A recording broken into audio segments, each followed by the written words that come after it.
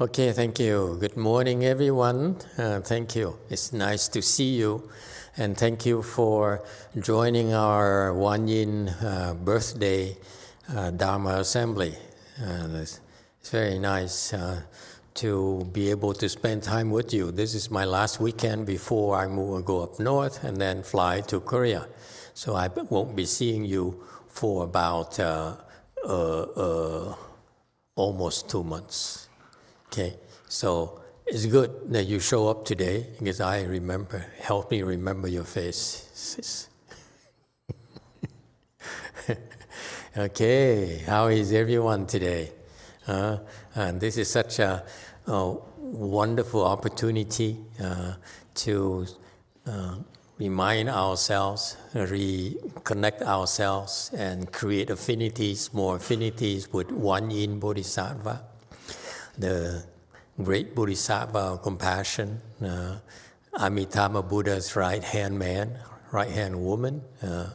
You see, it's right there. Even Amitabha Buddha does not discriminate against women. His number 2 is actually a woman, number 3 is actually a man. You see it now? There's no discrimination in Mahayana at all. There's no discrimination between men and women. As long as you are enlightened, there's no more discrimination. Okay? And so GuanYin Bodhisattva decided to come here to our world, was born here, and we all know how tough it is, how much of an ordeal it is to go through birth. And so the Bodhisattvas, this is their spirit. They're willing to endure a lot of suffering in order to help us out. Not just help us out, in what way? In the way that's by example. Buddhist teaching is always by example. We don't talk about it unless we're doing it ourselves. Okay, it's not theory at all. But this is a great compassion Bodhisattva who comes to our world to remind us to the importance of compassion. Why? How do you increase your compassion? That's her role here. Her Dharma is to increase our compassion. How can you increase your compassion? She taught us many, many Dharma doors, such as the Great Compassion Mantra. You recite it, you will increase your compassion. You recite her name, you also increase your compassion. Most of the names you recite, that we recite, will increase your compassion. Okay? What's another way for you to increase your compassion? Compassion is your being able to see suffering in others. Okay? If you can simply see that others are suffering, look at your own household, look at work, look at your friends. Can you see the suffering? If you can see suffering, then naturally your compassion will grow bigger and bigger. Okay, how they're suffering? Buddha is very wise. It's very fundamental. He talked about all sorts of sufferings, but today we don't have a lot of time, so I talk about 3 kinds of sufferings. Yes, 6. Master, last week you gave us homework for today. The question was, when we call out for Guan Yin's help, why don't we get an answer? Something like that. Okay. Thank you for reminding me. So I better speak about suffering very quickly.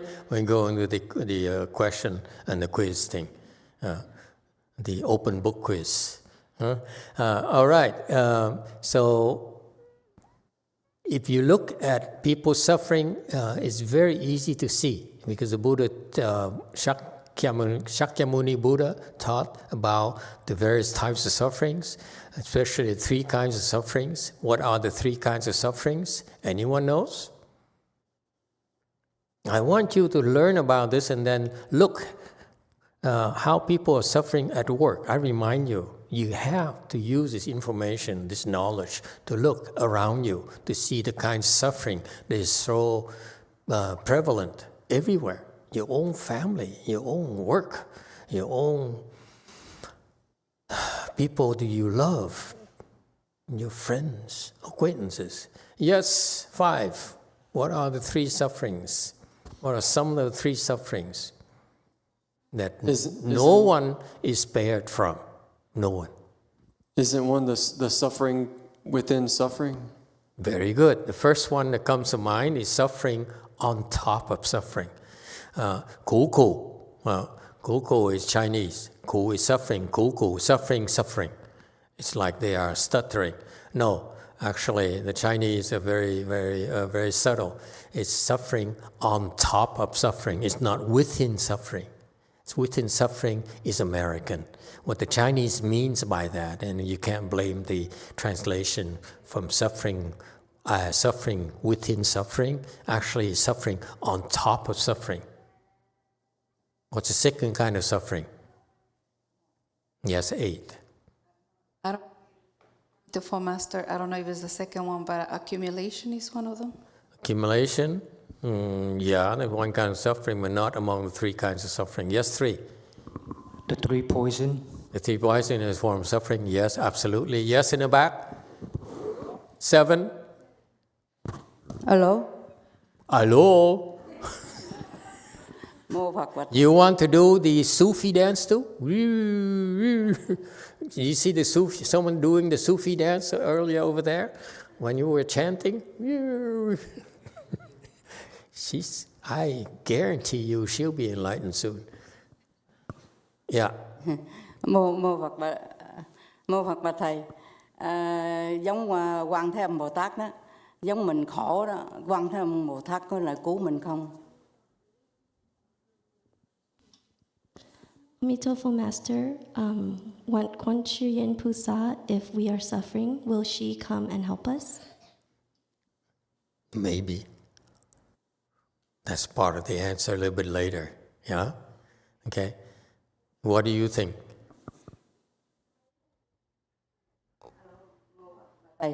Giống rồi bây giờ đó, cái này là con có nghe kinh qua, thầy nói là bây giờ đó mình nó khổ, mà mình không biết lại Phật, không biết cúng, không biết tu, không biết gì hết trơn á, mà mình có khổ mình kêu Quan Thế Âm Bồ Tát thì nhúng tay lại cứu mình.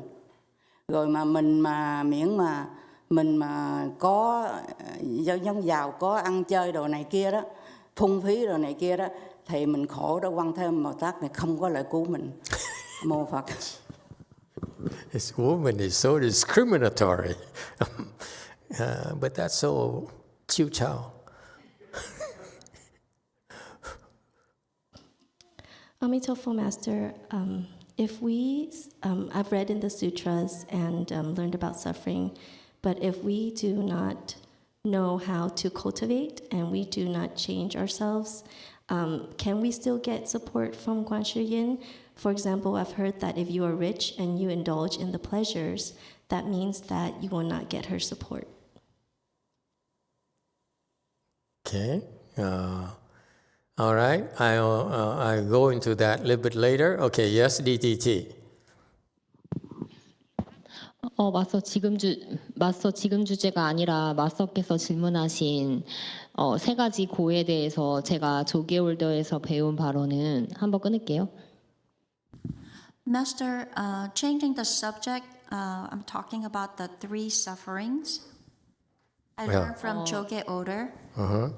네, 제가 조계종에서 배운 3가지 고통은 첫 번째는 원하는 것을 얻지 못하는 고통, 그 다음에 2번째는 싫어하는 사람과 만나야 되는 고통, 마지막으로 3번째는 좋아하는 사람과 헤어져야 되는 고통. 그렇게 저는 조계올도에서 3가지 인간의 고에 대해서 배웠습니다.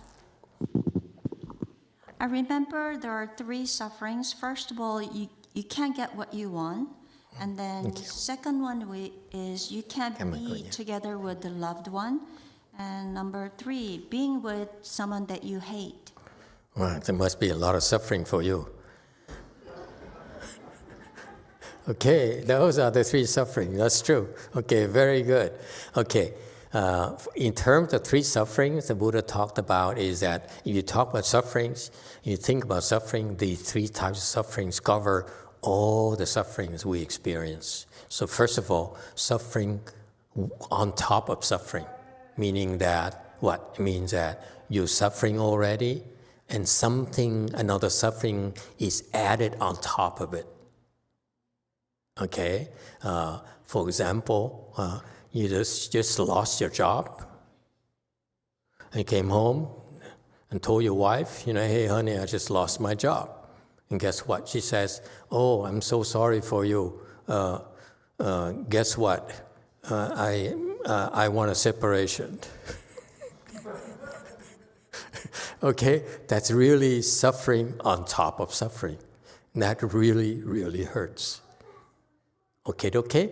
Second suffering is suffering of decay, 坏苦, okay, or the destruction suffering.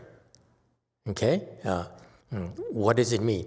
坏苦, it means that the suffering of decay means that you are enjoying your pleasures, enjoying your blessings, and all of a sudden, they come to an end. Things change. And the suffering there is very, very difficult to bear. Okay, so the first one is very difficult to bear already in your body, in your mind. Okay, think about it. Okay, you work so hard to support her, guys, and then things didn't go well at work, and she says, I want better than you losers. So hang on to your jobs, guys. This is the wrong time to change jobs.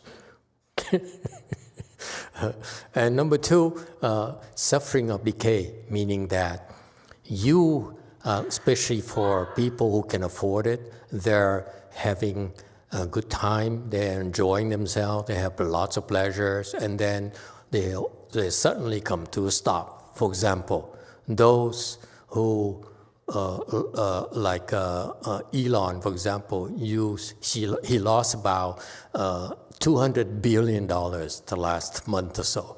That, believe me, is a lot of suffering. Have you seen his face? It's kind of distorted now. When he in January, first of all, January's face is sort of like, number 2 in the world, okay, in the U.S. But now it's like, I don't know, I don't feel so good about myself. Okay, so nature of a suffering and decay is that you have it good for yourself and you lose it, and that is so unbearable. Isn't that interesting?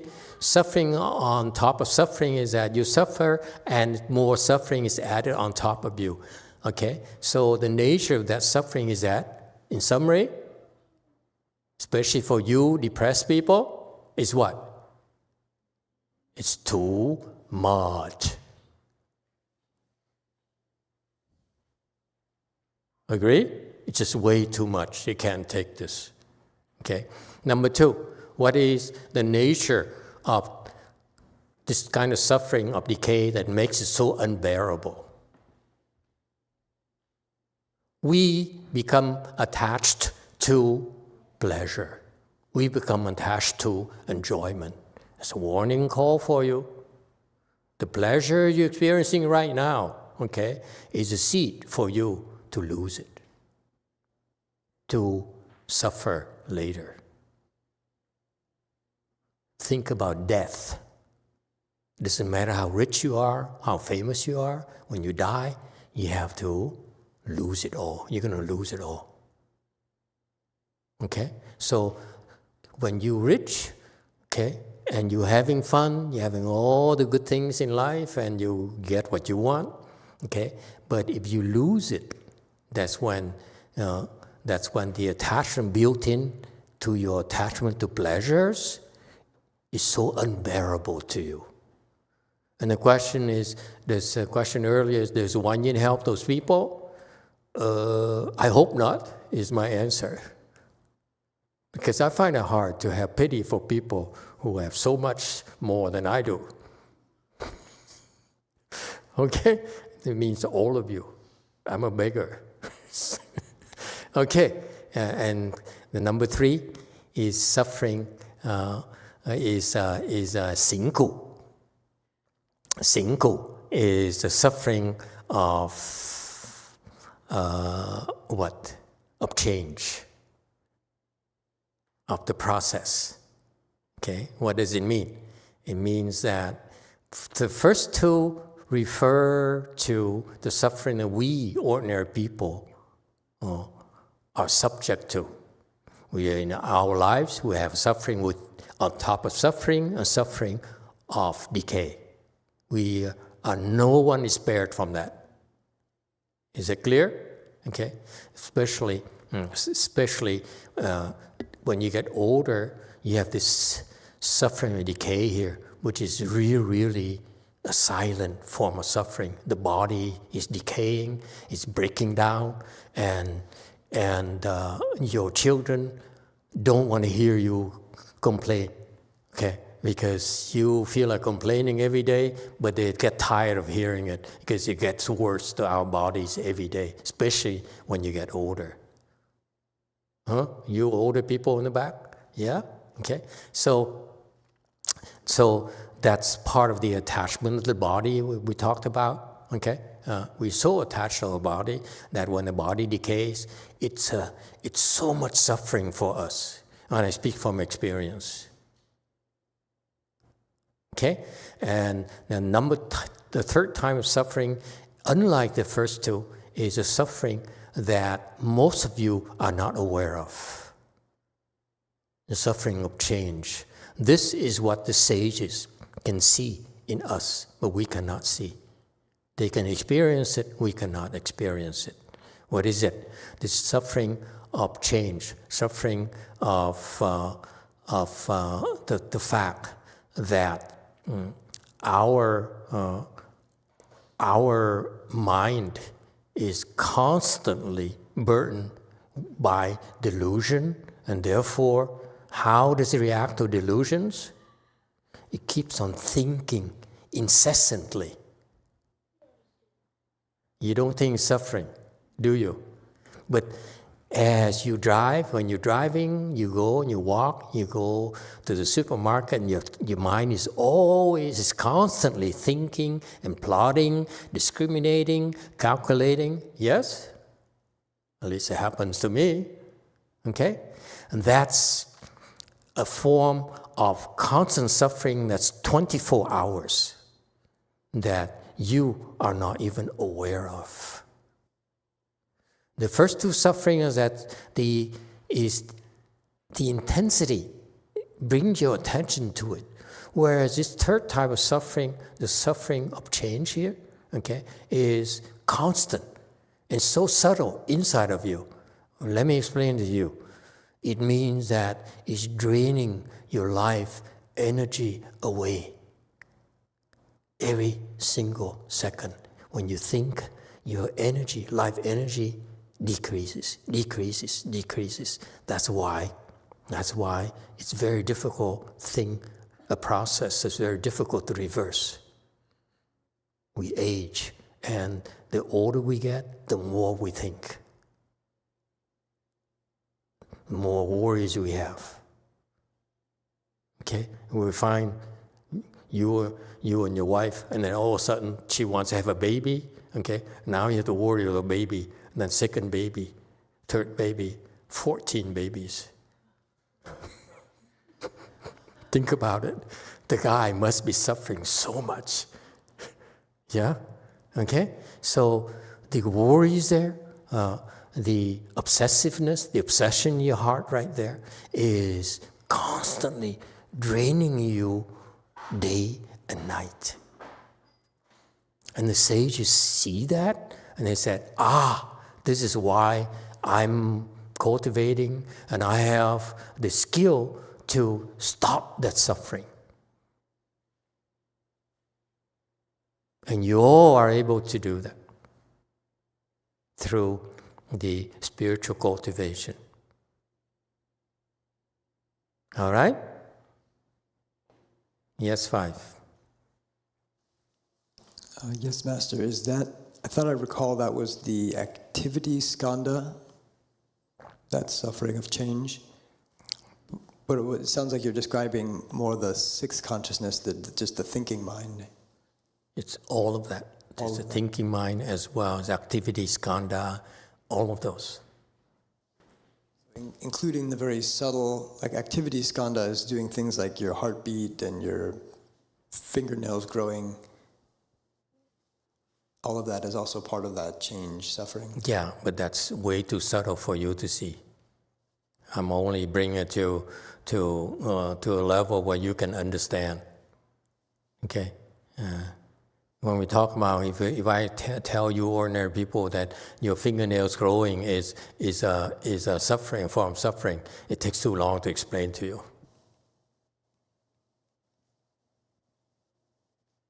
Okay? Yeah. All that is based upon the thoughts that are continually arising in your mind. But is eventually at that subtle level, it can be... Yes, it can be stopped by the sages. Only sages are able to stop that suffering. That's why they can see it as a suffering in all of us, ordinary people. Is that clear? When you get to the sage's level, then you say, I'm free from this kind of suffering. Okay? All right, anything else? So go to the question about, does GuanYin help? Yes, 7. Yeah? 7.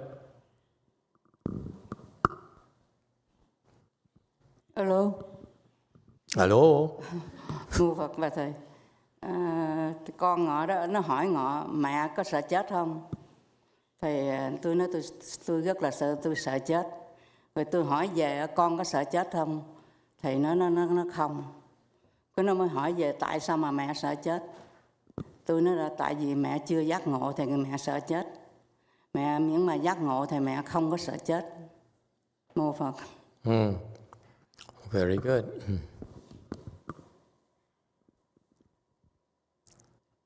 Emitofuo Master, my child asked me if I was afraid of death, and I asked him if he was, and he said, no, I'm not. And he asked if I am, and I said, yes, I am afraid of death. If I am enlightened, then yes, I am not afraid of death. But since I am not enlightened, then I am still afraid of death. That's correct. When you are enlightened and you no longer are afraid of death, when you're enlightened, you're free from birth and death. If you're free from birth, you're also free from death. Okay? That kind of suffering is no longer applicable to you. However, when you speak Dharma, okay, when you try to talk to people, you need to relate to them at a level that they can understand. Okay? And so when you say, for example, I'm scared right now because I'm not enlightened, and what you're doing is that you're introducing another unknown, enlightenment. They have no clues. Okay? If I were you, I would say, I'm afraid of death because mommy is going to lose you.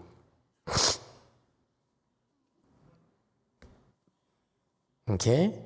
Just because you cultivate doesn't mean you have no emotions. Yes, emotions actually are much stronger, but at the proper times. You choose to be emotional at the proper times. Okay? And yes, after you become enlightened, actually your attachment to your son is actually stronger, but you can control it. Whereas when you're confused, your attachment are not actually as strong, but you have no way of controlling it. All right? All right, so going back, time is running out because we need to do a lot of ceremonies today, yes? So question I asked you is, when you ask GuanYin for help, GuanYin is known in our cultures and our Dharma as the Bodhisattva who will come to you for help. Well, you need to teach your children in particular. This is very important. And one of the things you need to instill in them is that there's someone who's stronger than us, that we can turn to. Catholics turn to God and so forth. Okay, for us, we turn to the Buddhas and Bodhisattvas in particular. When you are suffering, think of GuanYin, and GuanYin will help. Yes, DTT.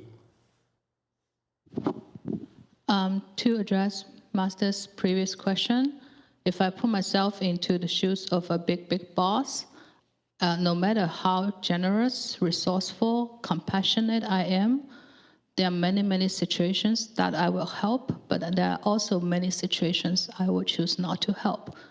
Okay. Such as when the person is not ready for the help. If I help you, you will fuck up more. That's not the time to help you. Or you don't deserve the help. Chances are maybe you're asking way beyond what you deserve in terms of your blessings, experiences, contributions, and everything. Or if I help you, someone else deserves this much more will suffer. I might choose not to help you because the other person deserves a lot more. Or you're asking me for something that's not my priority. So I might delay helping you. So basically, I think there will be many situations when Guan Yin Bodhisattva would choose. Oh, there were also chances such as, I think you need to suffer through this yourself. Either you need to pay back the debt, and I think you can. It's not the right time to help you yet.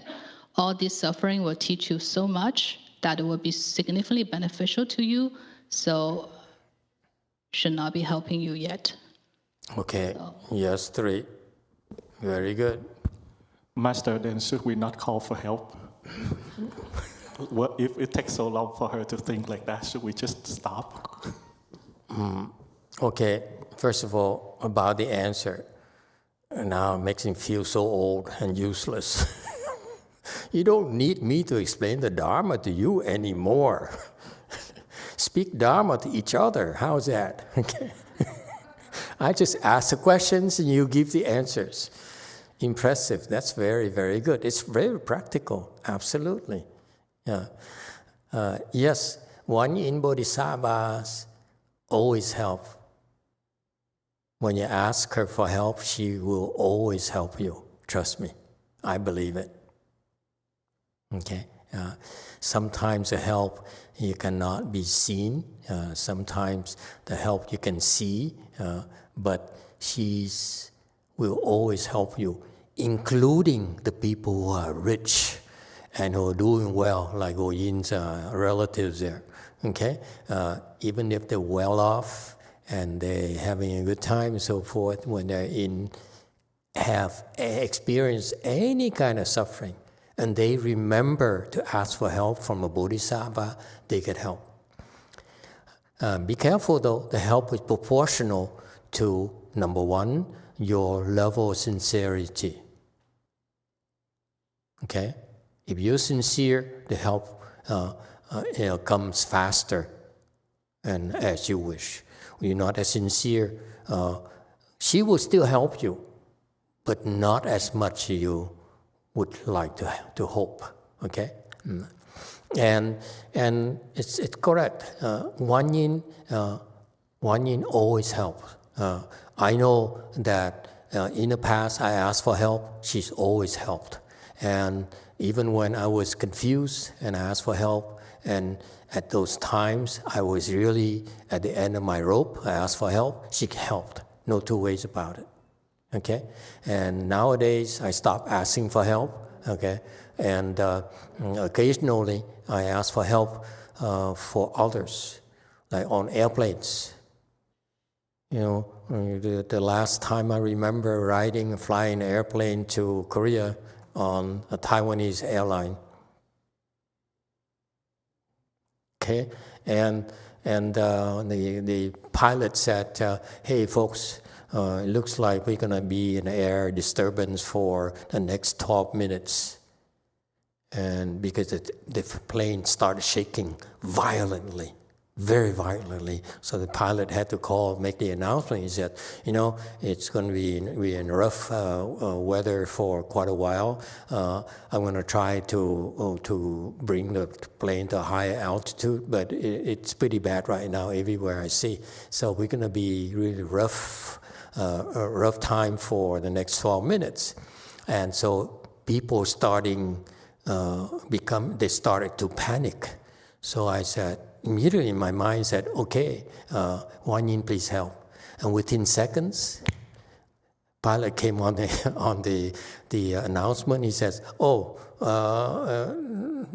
you can remove your seatbelt now if you want, because it looks like the disturbance disappeared. Just like that. And so, there. And that's why, you know, I've asked for help on these international flights for a couple of times now, and now I don't dare ask anymore. Because I'm saving my blessings. Every time you ask for help, you use up your blessings, folks. Be very careful. Okay? So absolutely, when you ask for help, she always helps. And the help from a Bodhisattva is not always visible to us, but they're helping in a way that is primarily beneficial for us. That's all. The best way to help us, you ask her, she will help you. It's my belief. Okay? Believe. Okay? And you see. So this is why today we get together and add more blessings, add more affinities with her, and so that in the future we have better responses. How's that? Okay? Yes, 8. Master, one question. If you ask GuanYin for help during a ceremony and you say, you know, help me with my cultivation, are you still using your blessings? Absolutely. Mm-hmm. When you ask for something, you're using up your blessings. This is one of the things that I learned from my teacher, Chinese teacher. He says, don't seek. You don't seek, you don't ask. Okay? When you have wisdom, then you learn to ask for others. The people with wisdom don't ask for themselves. All right? The people like Master YongHua, he occasionally has to ask GuanYin for help. Okay?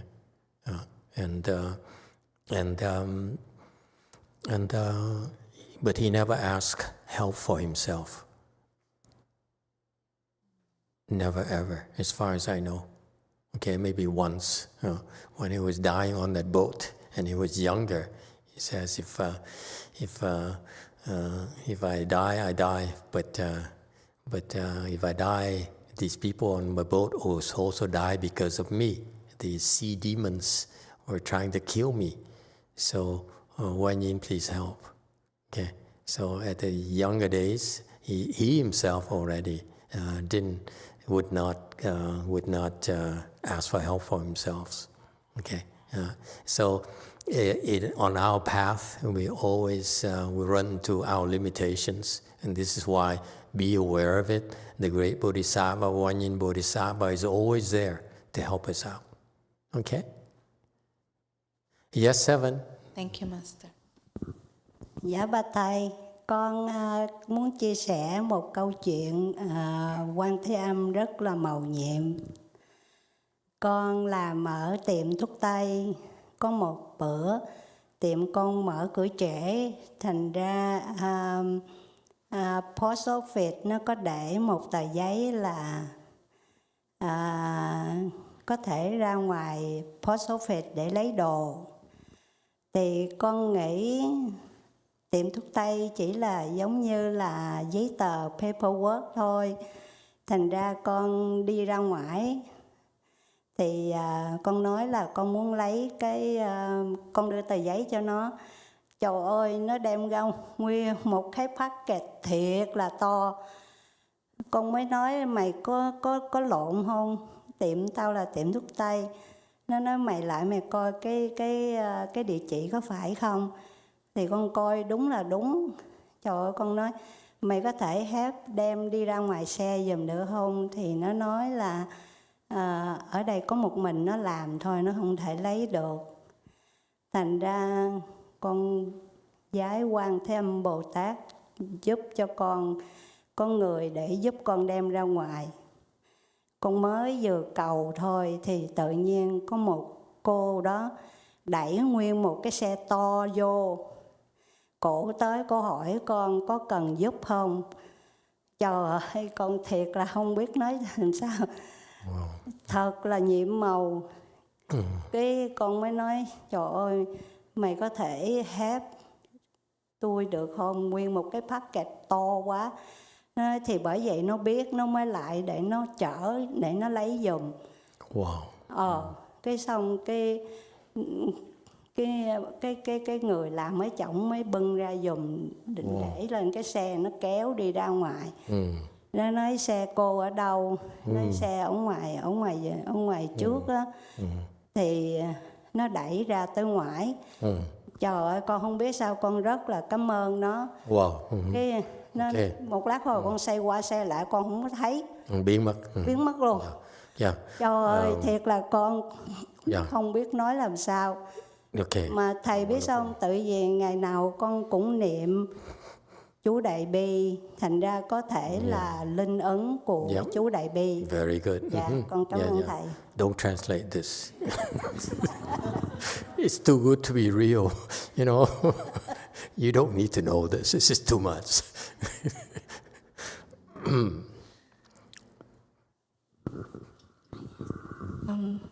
Hello, Master. I would like to share an auspicious story from GuanYin. No one listens to me anymore. That's Huaigu. Change of decay. I'm suffering decay. Go ahead. Should I stop, Master? Too late now. Okay. Sorry. Trying to read between the lines. Okay. I would like to share a story of an auspicious story related to Guan Yin. I work at an herb shop, and it was a late opening. Oh, pharmacy, no herb shop. A herbal. No, it's a pharmacy. It's a pharmacy? It's a real pharmacy. Oh, a pharmacy. Yeah, not a herbal store. Yeah. A pharmacy, and we were opening late that day, and I got a paper from the post office to go there and pick up some items. So I thought to myself that since I work at a pharmacy, it is just paperwork that I have to get. And when I got there and gave them the paperwork, they gave me a large package. So I thought it was a mistake, and they said to check the address, and I checked the address, and it was correct. So I asked them if there was someone to bring the package to the car for me because it is too big and I cannot handle it. And I'm the only one there. So they said no, they cannot do that. And I was panicked and asked GuanYin to help. And all of a sudden, I see a lady with a big cart coming and asking me if I need help. It is so auspicious when I asked for me to see this help. And she asked me if I need help with a big package. And I said that, yes, if you can please help me. And she said, I know that you need help. That's why I brought this cart. So they brought out the package to my car, and they asked me where the car was. I said it's in the front. They brought it out. I was so thankful. I was just filled with gratitude. I didn't know what to say. And then when I turned, they were gone. So Master, I chant the Great Compassion mantra every day, so maybe this is related to it. Very good. Yeah. I'm going to start chanting the mantra every day too myself. I asked for a super lotto, but it never happened. Yes, 7. Dạ thầy, con quên nói cái packet đó là một cái tủ thiệt là to. Khi mà con đem về tiệm, con hỏi dược sĩ là bộ you order cái tủ hả? Không phải, con không biết là cái gì. Thì dược sĩ nói sao mà cái gì to dữ vậy? Thì thành ra coi lại cái địa chỉ, thầy biết là cái tiệm bác sĩ kế bên nó order một cái tủ. Don't translate this now.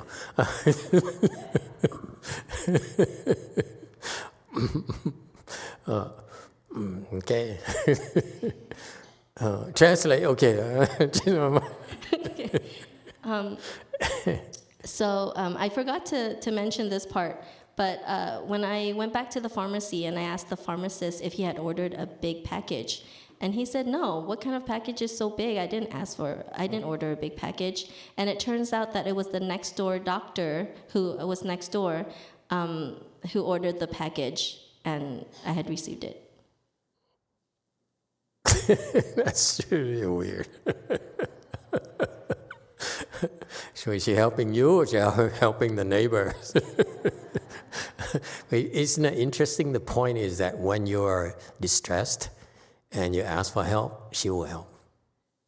Okay? Yes, 6.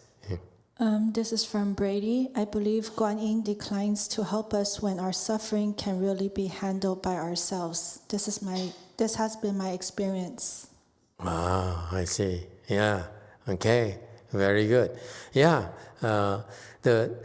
The help comes in so many different forms.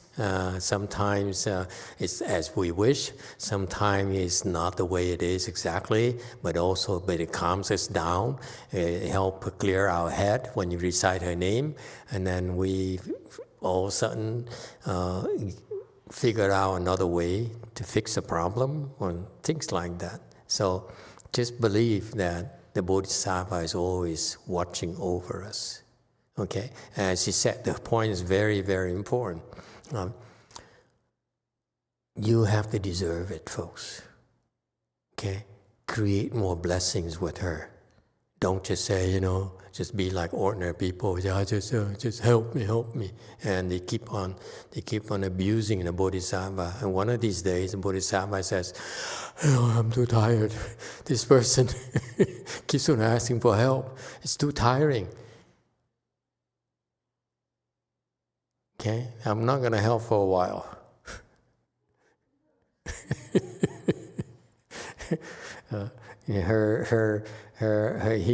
She's too deeply into debt. Huh? She owes me too much. Yes, 2. Thưa Thầy, con xin kể một câu chuyện mà con nghĩ chỉ có Quan Âm Bồ Tát cứu đại gia đình con thôi. Sau năm 1975, khoảng đâu 76, 77, 78 gì đó, thì con cũng làm việc bình thường. Nhưng tự nhiên cái buổi chiều hôm đó con nghĩ là phải làm một cái gì để cứu nhà mình. Thì con không biết từ sao cái con mới lấy những cái sợi dây cung cột từ cái cánh cửa đi ra đằng sau, chỗ bếp đi ra sau, ra ngoài vườn, ra ngoài sân. Rồi con cột qua cái cửa sổ. Rồi con xỏ mấy cái nắp son mà nó có cái vòng ở trên đó Thầy. Con xỏ xuyên qua, con treo lên, có 10 mấy cái nắp son vậy đó. Thì tối đó gia đình con đi ngủ hết. Tự nhiên nửa đêm ấy con nghe nó rần ở ầm ở dưới bếp. Con mở cửa con chạy xuống á, thì con bật cái đèn chỗ cái phòng ăn ra sáng trưng lên, thì con thấy cái con chạy xuống ở dưới thì con thấy cái cửa sau nhà bếp con đang khép trở lại. Thì con không biết ai mà đi ra ngoài bây giờ khép trở lại. Thì con mới bật cái đèn ở chỗ đó nhà bếp với ở sau lên đó, thì họ rút cái cầu chì ra rồi. Wow. Thì con bật lên không thấy. Thì con đứng đó con ngẩn tò te, cái con ngó xuống dưới đất. Và chỗ đó của con là con để một mớ son nấu ăn chảo rồi đó. Nó cũng rớt xuống đó, cho nên cái tiếng rầm nó vang lên thật là to. Cho nên con mới nghe được. Rồi con dòm con thấy có một cái đoạn dây thừng, dây dừa mà nó xếp lại một khoanh dài như vậy, nó đang bỏ trong nhà con. Hồi giờ con đâu có cái đó. Thì vừa đó ông xã con ở phòng trên, ông mới chạy xuống, ông nghe vậy ông cũng chạy xuống, ông thấy, ông hỏi chứ cái gì ở trên kia vậy. Trời, con sợ, con thất kinh quá, cái con núp sau lưng ông nói chứ cái gì. Cái ông biểu dòm lên trên thì con thấy sao ở trên trời đó Thầy. Tất nhiên là con biết là cái người đó họ mở ngói của nhà con, họ lật ngói lên, họ trụt xuống. Cho nên họ mới dậm trúng cái chồng son quánh con rể đó, nó mới rớt xuống. Rồi họ thất kinh quá, đi họ thấy ồn, gây tiếng ồn thế nào, họ chủ nhà cũng xuống. Cho nên họ mới mở cái cửa sau và họ mở ra thì cái dây đó nó đứt, nắp son nó rớt lộn xộn xuống. Rồi họ mới họ chạy ra ngoài, họ vừa rút cầu chì họ chạy ra ngoài. Thì con đứng một lát con không biết làm sao. Như vậy thì nhà mình ai vô đây để mà muốn hại mình làm cái gì?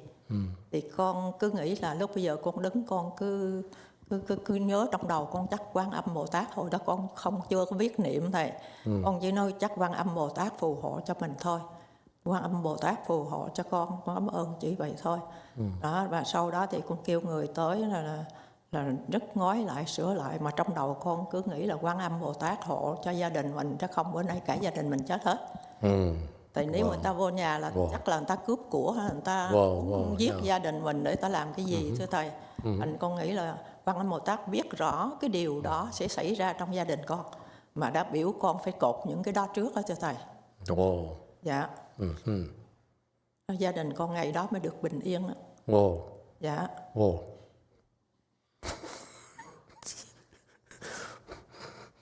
You have to learn Vietnam.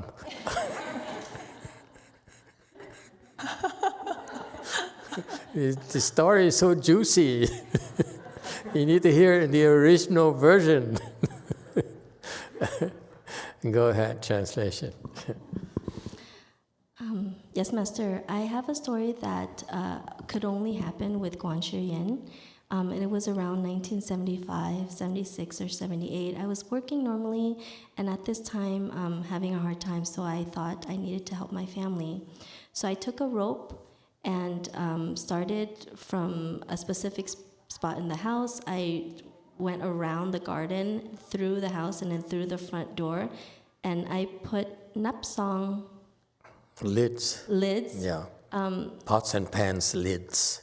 Lids from pots and pans, and I went through the kitchen door. That night, when we were asleep, I heard sounds in the kitchen, and ran downstairs, turned on the light, and the kitchen door was open and closed as if someone had entered. So I turned on the light, and they had broken the circuit. I found they had broken the circuit, so I was shaken.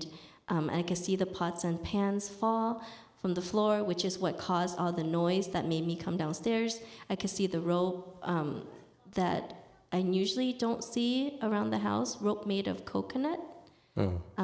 And I suddenly, or after that, my husband came down and was wondering what happened, so he asked me what happened. And I said, I don't know. And he said to look up, so I see stars in the sky. So why do I see stars in the sky? They had opened up the top roof and went through my roof and went down to the kitchen, and that's why I heard the noise. And got scared, so I ran downstairs, and then they broke the rope. I don't know who came to harm us, but I thought that GuanYin had protected us, and that's why I knew to put the rope in my house. And the next day, I had asked someone to come and fix the roof, thinking to myself that without GuanYin's help, our family could have been killed or had things stolen from us. And she knew ahead of time. That's why she told me to tie the rope, and my family was safe that day. Wow, it's interesting. She didn't even recite GuanYin's name, and she helped anyway. What a cool thing. Okay, thank you everyone. Thank you for sharing your experience and your stories. We stop here today.